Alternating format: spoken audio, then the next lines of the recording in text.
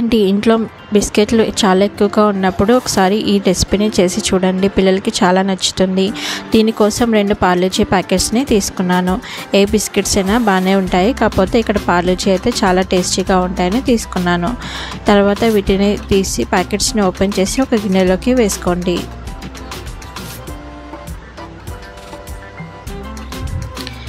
ఇలా ప్యాకెట్స్ అన్నిటిని ఎన్ని కావాలో చూసుకొని అన్ని ఇలా గిన్నెలోకి వేసుకోండి. మీలో ఎవరైనా ఫస్ట్ టైం నా ఛానల్ని చూస్తున్నట్లయితే ప్లీజ్ నా ఛానల్ని సబ్స్క్రైబ్ చేసుకోండి. పక్కనే ఉండే బెల్ ఐకాన్ని ప్రెస్ చేయండి. ఇంకా బిస్కెట్లు అన్నిటిని ఇలా చిన్న చిన్న ముక్కలుగా విడుపుకోండి. చూస్తున్నారు కదా, ఇలా ముక్కలన్నిటిని విడుపుకోవాలి. బిస్కెట్స్ అన్నిటిని ఇలా చిన్న చిన్న ముక్కలుగా విడుపుకోవాలి. ఇలా విడుపుకున్న తర్వాత ఒక మిక్సీ జార్లోకి వేసుకొని మెత్తటి పొడిలాగా చేసుకోవాలి.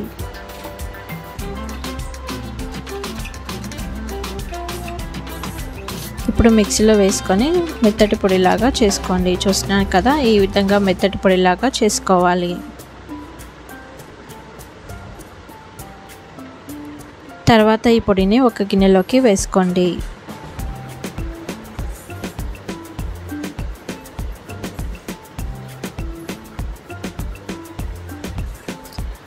తర్వాత ఇందులోకి ఒక 3 టేబుల్ స్పూన్ల పంచదార పొడిని వేయండి. ఆల్రెడీ బిస్కెట్లో స్వీట్ ఉంటుంది కాబట్టి కొంచెం చూసుకొని వేయండి. తర్వాత 1 టేబుల్ స్పూన్ నెయ్యిని కూడా వేసుకోండి.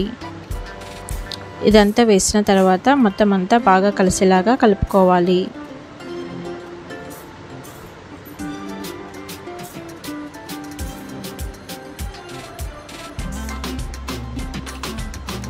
మొత్తం చేతితో అంతా కలిసేలాగా నెయ్యి పంచదార కలిసేలాగా కలుపుకోవాలి.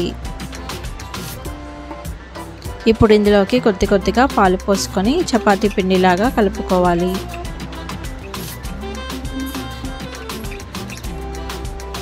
చూస్తున్నారు కదా, ఇక్కడ నేను చూపించిన విధంగా ఈ విధంగా మొత్తం అంతా కలుపుకోవాలి.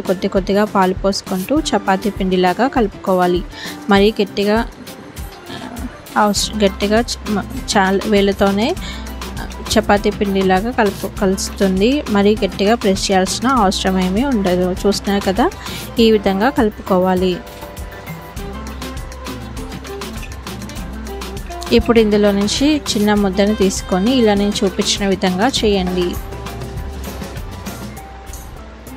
ఈ విధంగా రౌండ్ బాల్ లాగా చేసి దీంట్లోకి ఇప్పుడు మధ్యలో ఇలా చేతితో ప్రెస్ చేసి ఇలా చిటికెన వేలుతో ఈ విధంగా చిన్న హోల్ లాగా చేయండి. చూస్తున్నారు కదా, చిన్న డోనట్స్ లాగా ఉంటాయన్నమాట.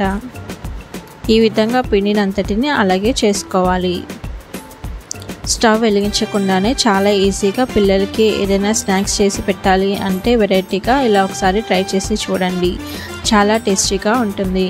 ఇంట్లో బిస్కెట్లు ఎక్కువగా ఉన్నప్పుడు ఈ విధంగా చేసి చూడండి. చూస్తున్నారు కదా, రెడీ అయిపోయింది. ఎంతో సింపుల్గా చాలా ఈజీగా చేసేసుకోవచ్చు. పిల్లలు కూడా చాలా ఇష్టంగా తింటారు. Thanks for watching.